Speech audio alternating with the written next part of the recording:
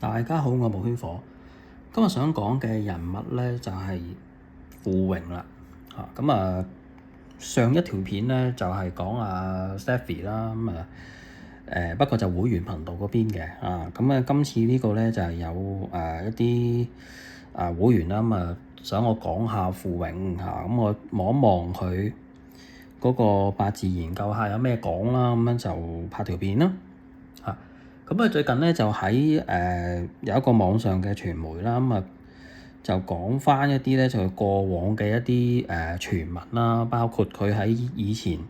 呢一個 Cookies 裏邊嘅一啲嘅傳聞譬如啲不和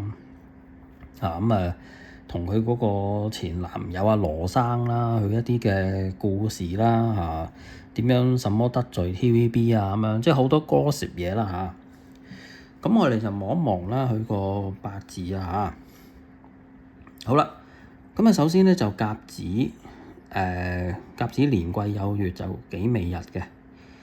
佢呢個咧就係一個身弱命格嘅格局嚟嘅。身弱命格就財生官殺啦呢個咧就係呢個財藏癸水，所以係財星咁咧就呢個佢呢個八字咧就用火為主嘅，火同埋土，主要係用火。尤其係丙火比較多丙火係最重要。佢好醒佢今年嚟宣傳佢嗰隻歌係嘛？又染到一頭都紅當當佢就係啦，可能有人教佢啦。呢個丙火嘛，丙火年佢又染到成頭咁樣紅色，咪火咯，咪丙火咯然後咧佢呢一個嘅八字裏邊咧頭兩柱我哋都會睇到咧，因為佢用火土為主啦咁呢啲係木水金咧就全部忌神㗎，頭兩柱全部忌神所以佢個少年運就唔好嘅呢啲。即係反映咧，佢多數咧係小朋友嘅時間咧，都係一個比較苛刻嘅環境底下長大㗎而佢咧好多時咧都係因為佢係即係呢幾隻字咧都係負，即係點講都係陰性嘅字陰性嘅字，即係正同負嘅意思所以係陰陽概念啫都係負啦。佢自己都係己土啦即係屬陰啦，自己本身呢啲癸水又係10個天干裏邊最尾嗰個啦甲木啦，跟住就甲木就陽啦，子酉同未咧都係屬陰嘅，所以係佔陰為主嘅佢個八字，尤其喺頭三處所以咧佢面對呢苛刻環境咧，多數都係會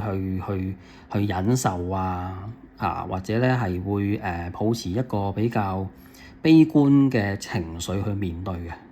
嘅去應對唔好話面對反而佢多啲陽嘅話咧即係譬如壬子甲寅呢啲咧好陽嗰啲人咧，咁就會係面對，呢啲咧就會係應對我會咁樣去分析啦即係佢陰性比較多，冇話好唔好純粹係一種態度，面對事情嘅態度。好啦。咁嚟講咧，呢一種人咧，因為咧佢陰性嘅字比較多佢呢個人做嘢咧比較少係明刀明槍嘅，你會發現如果同佢相處落嘅人咧，會留意到呢樣嘢嘅佢比較少明刀明槍咁所以同佢去做個溝通各樣咧，就要注意咧一啲就係叫做袖中箭，綿裏針。咁樣嘅意思佢説話當中會話中有話嘅機會好大嘅你好難咧，即係如果你普通唔熟佢各樣咧，你會覺得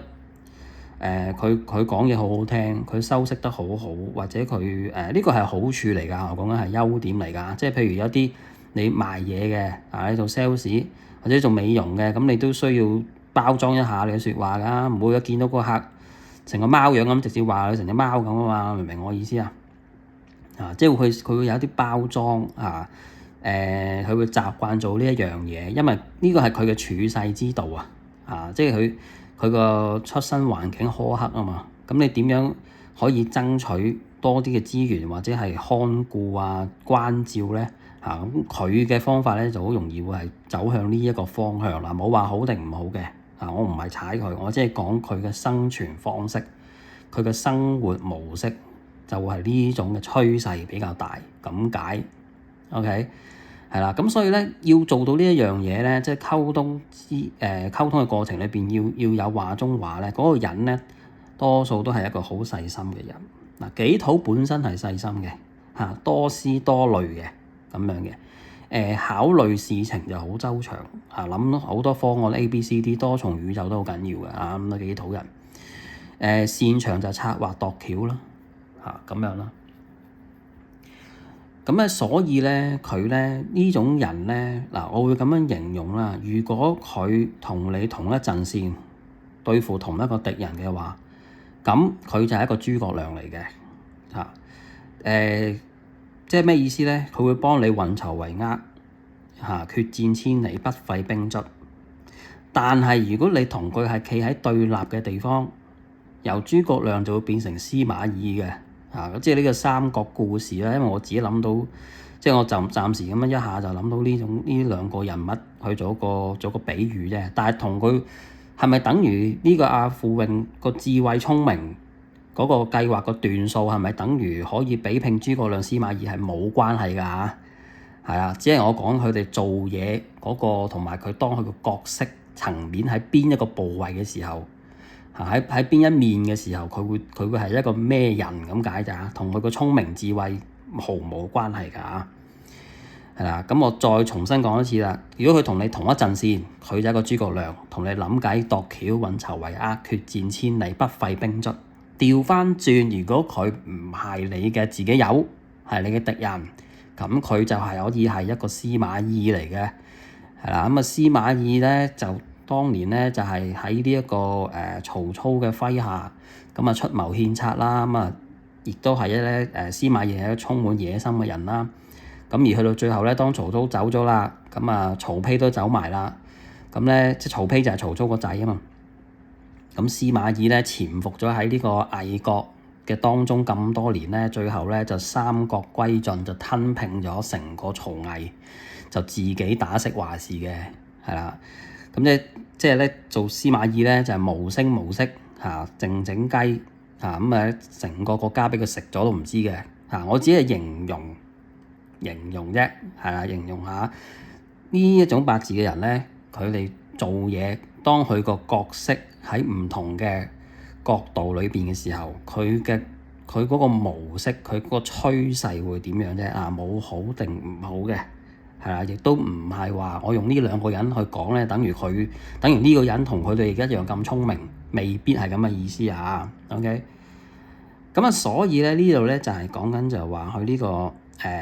八字個特色佢好揀啱時間嘅。如果你問我，佢今年嚟到去做呢啲宣傳咁旺火啦，咁又火運啦，又染到一頭紅色啦咁佢個歌啦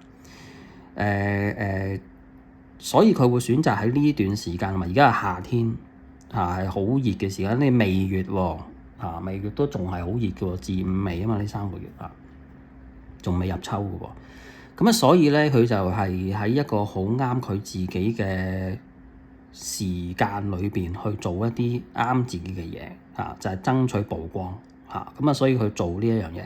嘢其實咧呢一個佢揾嘅呢個傳媒咧。都係做 job 嘅啫好似之前阿基哥同阿 Chris 咁樣都係做過 job 啫嘛咁所以佢裏邊講嘅內容係代表一個方面嘅事咯，我會咁樣睇咯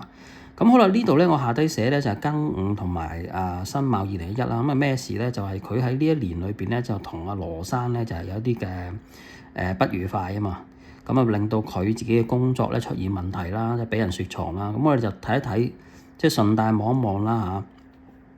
當其時咧就係一個庚午運就辛卯年嘅。咁其實喺呢一年咧，佢一定係唔開心嘅因為點解咧？庚午咧就天德地沖自己嘅年柱甲子啦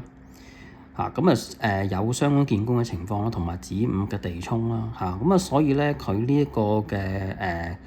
個子沖咗，咁財星咧就變咗。係啦，個財星變咗冇咗個子嘅支持咯，咁個官星就弱咗咯，官星，因為水係生木噶嘛，咁啊官星弱咗，然後個庚就直接沖克啦。本身咧呢個庚要沖個甲咧，中間都叫有啲水潤佢，咁就冇咁嚴重。但因為呢個癸水弱咗啦，個地支沖咗啦嘛，地支沖咗，咁癸水弱咗，咁個甲同庚沖得更加犀利。咁而官星咧就係阿羅生啦，官殺星係伴侶啊嘛，咁所以最傷嘅、最受傷就係個官喺佢個八字裏邊嚇。即係受傷嘅意思唔係話佢個人真係受傷嗰種喎，而係講緊佢個運勢比較弱咁嘅意思啊，反映佢喺呢個女仔嘅呢個大運裏邊做佢嘅官殺，做佢個伴侶、情人、老公嘅運勢會係弱個意思係咁呢個天一地沖啦。咁而喺2011裏邊爆發咧，主要就係咧呢個辛卯啦辛卯，咁又係食啦，食又係克官啦，同埋呢個卯咧就沖個酉嘅。咁所以咧子午卯酉就儲齊晒一套啦咁儲齊一套咧就又沖佢嘅年柱，又沖佢嘅月柱，咁所以呢度咧就係佢個事業咧就連帶到咧就係受損，就係被雪藏所以嗰個收入各樣咧都受到好大嘅打擊。沖財星嘛，沖財星咁佢嗰個財政咪出現問題咯本來佢呢個人揾錢都係浮動噶啦佢偏財啊嘛。偏財咧啲錢嚟咧，有時有，有時冇，變嚟變去，好似人哋收佣金咁樣咯。佢唔係嗰啲唔係嗰種打工嗰種咧，定期定後出翻同一個數目個糧嗰種唔係嗰啲嘅。咁呢個沖咗落去，佢個收入咪少咗咯，工作咪少咗咯，有變化有變動咁解咯。主要就係咁咁係咯，我都幾覺得佢係一係佢就糊裡糊塗做嗰啲啱嘅嘢咯。喺今年喺呢個丙午年裏邊2026咁大火嘅時間，因為佢印星佢係好需要印星，尤其係丙火嘅。反而如果丁火咧下一年丁火咧2027啦就冇咁啱㗎，因為呢個丁咧就變咗同個財咧就打交㗎咁到時再拆啦。佢可能有人教佢嘅係但係其實今年都係有子午沖咯都有子午沖，不過有個印星傍住咁解啫嘛所以影響就細啲，明唔明啊？咁好啦，條片嚟到呢度，喜歡就 like、share、留言、訂閱或者加入會員我哋下次見啦。